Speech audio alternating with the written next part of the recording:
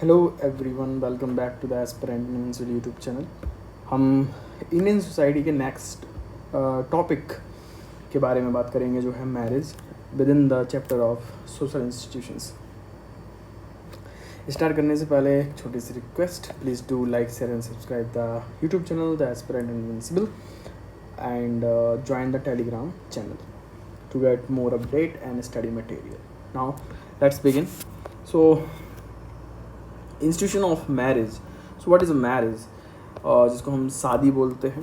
तो marriage can be defined as a social institutions that unite two individuals in a legally recognized and socially accepted relation.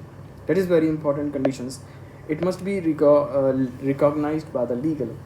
Law जिसको allow करे और society जिसको accept करे, वही relationship social institution marriage कहलाता है. Different rituals and ceremony के through इसको किया जाता है. Simple. So doctor Radhakrishnan के according marriage is not mere convention. सिर्फ और सिर्फ एक रीति रिवाज नहीं है, बल्कि it is a implicit condition of human society. हमारे समाज का एक बहुत अभिन्न अंग है, according to doctor Radhakrishnan. Now we are going to study about the types of marriages. तो मैरिजेस समझ में आ गया, एक ऐसा सोशल रिलेशन है, social relation accepted by society, recognised by law and performed through the various ceremonies and the rituals. Simple. That is the marriage. And that is different between marriage and the live-in relationship. You know, live-in relations में कोई law का recognition नहीं है, कोई registration आपने नहीं करवाया, ना ही society ने उसको accept किया है, but you are living in.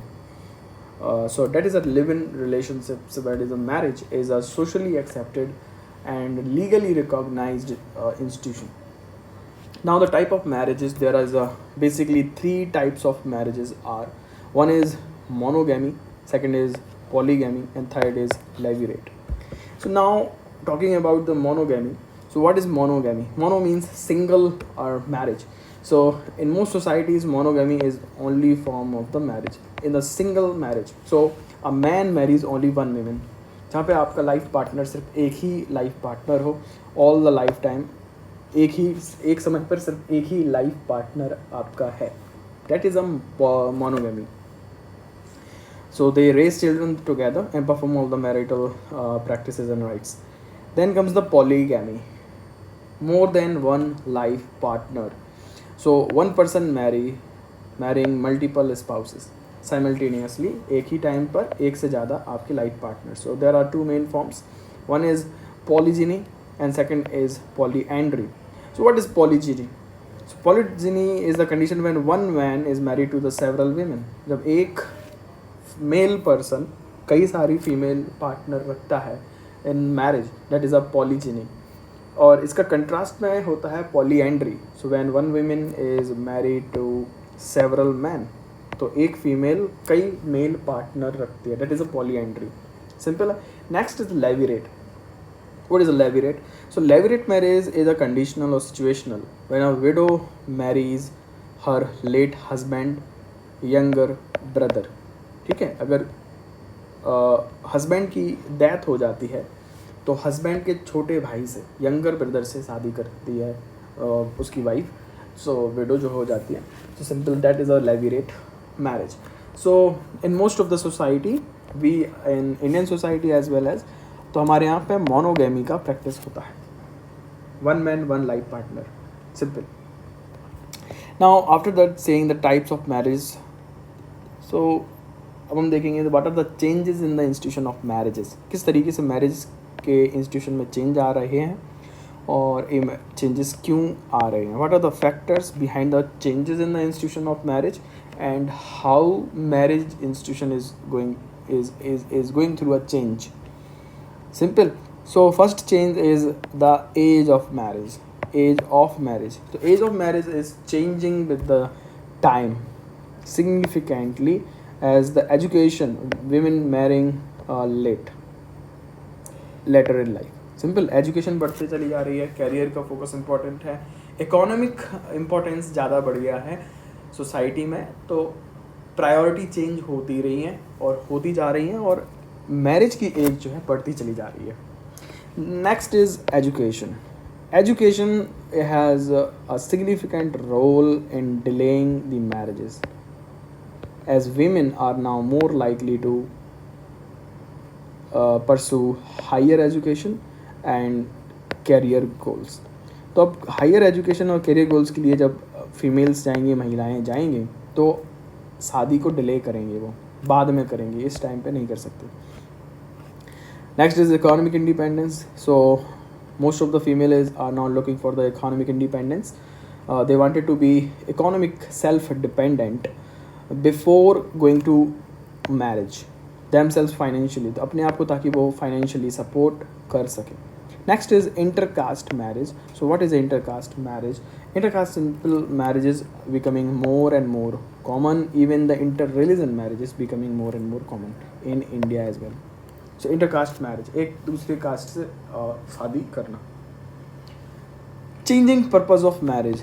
Now changing time के साथ में मैरिज का पर्पस चेंज होता जा रहा है. पहले क्या था भाई, सोशल प्रेशर है, फैमिली रिस्पॉन्सिबिलिटी है, और ख़ानदानी किनशिप की रिस्पॉन्सिबिलिटी है, जनरेशन को आगे बढ़ाना है, और तो शादी कर लो भाई, बच्चे पैदा करने हैं तो शादी कर लो. That was the purpose of marriage traditional. But now the purpose is shifting from religious and social obligations to the personal as well as emotional choice. ठीक है, लाइफ को एक हैप्पी लाइफ, एक बैलेंस लाइफ रहने के लिए emotional support चाहिए. सो purpose इस तरीके से चेंज होता जा रहा है. मैरिज का पर्पस चेंज हो रहा है from religious social obligations to the personal choice and the emotional choice. Simple है. Next is changing process of mate selections. अब मेट सिलेक्शन पहले कैसे होता था, अरेंज मैरिजेस होती थी ज़्यादा, but now more and more personal autonomy is becoming more assertive. Individuals choosing their own life partners by their own choice and free will, so that is become the love marriages.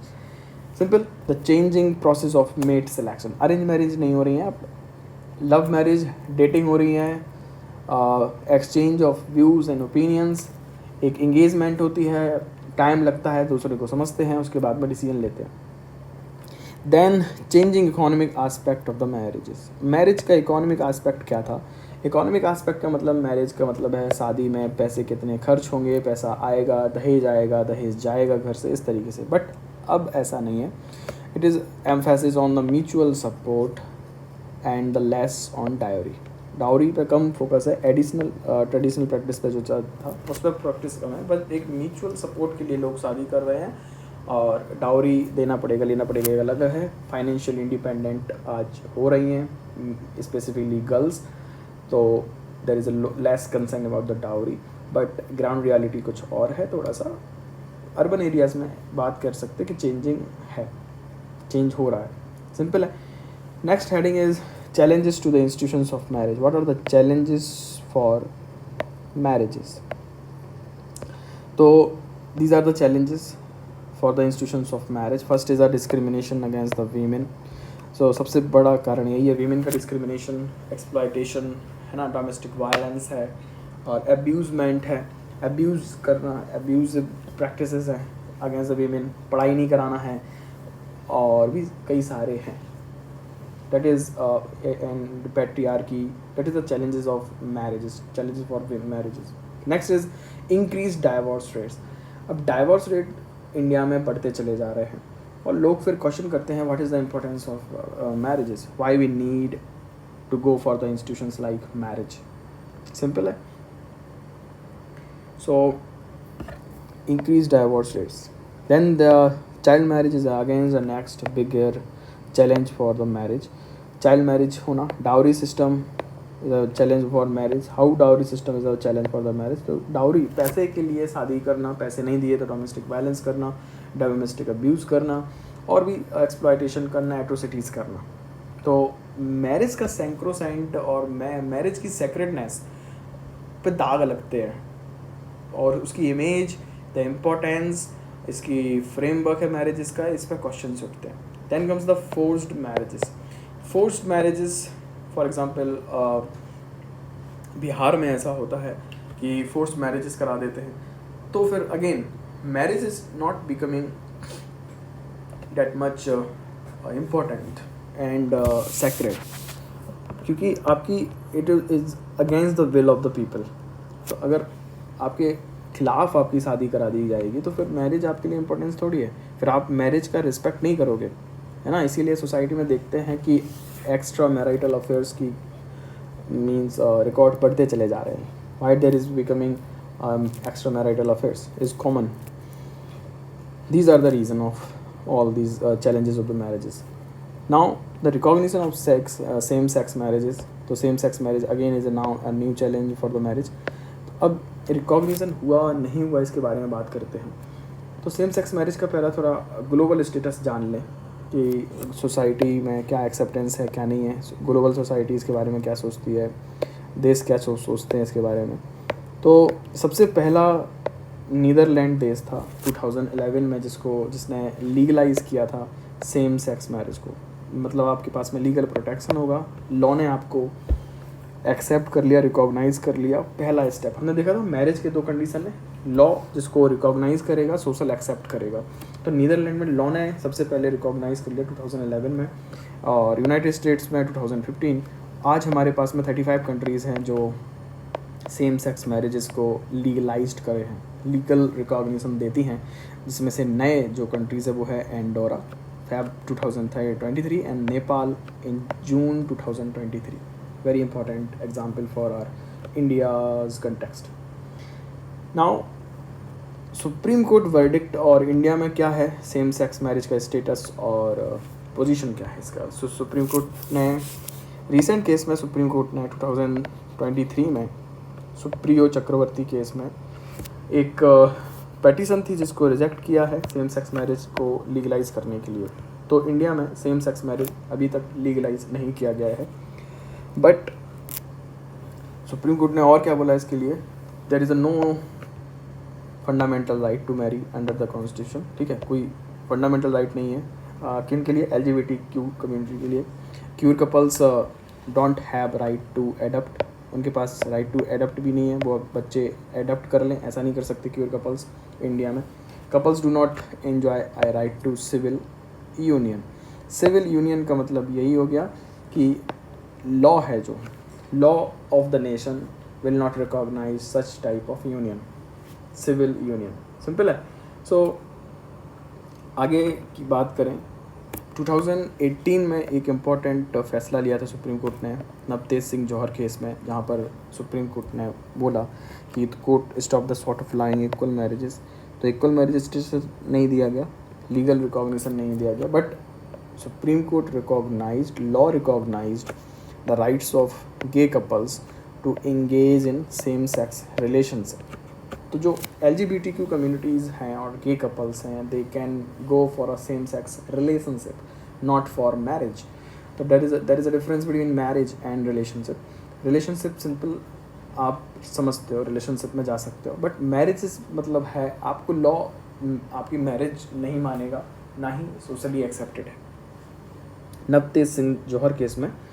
But same sex relation को acceptance मिल गया, एक तरीके से माना जाए, recognition मिला.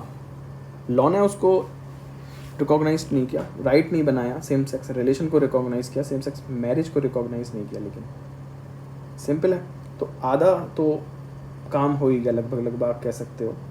और इससे आने वाले समय में LGBTQ कम्युनिटी को बहुत सारे अधिकार और राइट्स मिलने के चांसेस बढ़ गए हैं. नाउ अब करंट इवेंट की बात करें कि करंट में भी क्या हुआ, तो दिल्ली हाई कोर्ट ने एक प्ली को रिजेक्ट किया है जो हिंदू मैरिज एक्ट 1955 के सेक्शन 5 को चैलेंज कर रही थी, जो कहता है कि ऐसा कोई भी संबंध, ऐसा कोई भी शादी, मतलब जो क्लोज रिलेटिव्स में होंगे उनको मान्यता नहीं दी जाएगी. जो एक वर्ड है सपेंडाज एक संस्कृत वर्ड है सपेंडास, जिनका मतलब सिंपली क्लोज रिलेटिव्स हैं. जैसे सिंपल अगर मैं कहना चाहूँ कि बहन भाई, और इनकी शादियों को मान्यता नहीं प्राप्त होगी according to Hindu Marriage Act 1955. Simple है. इसको चैलेंज किया गया था दिल्ली हाई कोर्ट में. लेकिन दिल्ली हाई कोर्ट ने इसको मना कर दिया कि हम इसको चैलेंज नहीं मानेंगे और प्रोहिबिट कर दिया मैरिज बिटवीन दिस। तो सिंपली सरपिंडाज हैं जो हिंदू मैरिज एक्ट 1955 ऐसे रिलेशन, ऐसे संबंध को मान्यता नहीं देती है, रिकॉग्निशन नहीं देती है। सुप्रीम कोर्ट ने एक और जजमेंट में बोला है कि जो हिंदू मैरिज एक्ट के तहत कस्टमरी रिचुअल्स और सेरेमनीज़ हैं हिंदू कल्चर की, उसको फॉलो करना बहुत आवश्यक है, अन्यथा आपकी शादी को इनवैलिड घोषित किया जा सकता है। समझ में आ रहा है? जो हिंदू मैरिजेस हैं और ऐसी मैरिजेस जो हिंदू मैरिज एक्ट के तहत लीगलाइज्ड हैं, रजिस्टर्ड हैं, तो आपको हिंदू कल्चर को फॉलो करना पड़ेगा। जो भी मैरिज रिलेटेड राइट्स हैं, ड्यूटीज़ हैं, उसको फॉलो करना पड़ेगा, अन्यथा otherwise your marriage will be terminated और इनवैलिड हो जाएगा। सिंपल है। तो आई होप यहाँ तक मैरिज रिलेटेड सब टॉपिक हमने कवर किया है। What is marriage, types of marriages, what are the challenges, what are the changes in the institution of marriages, and then the challenges to the marriages, then the recognition of same-sex marriage, the status of position of same-sex marriage in India, then comes your current affairs। सारे का सारा मैं PDF और notes upload कर चुका हूँ Telegram channel पे, आप इसको स्कैन करके ज्वाइन कर सकते हो। Please do like, share and subscribe the YouTube channel the aspirant invincible to show your support for my efforts. Thank you so much and take care, love you, goodbye, thank you so much.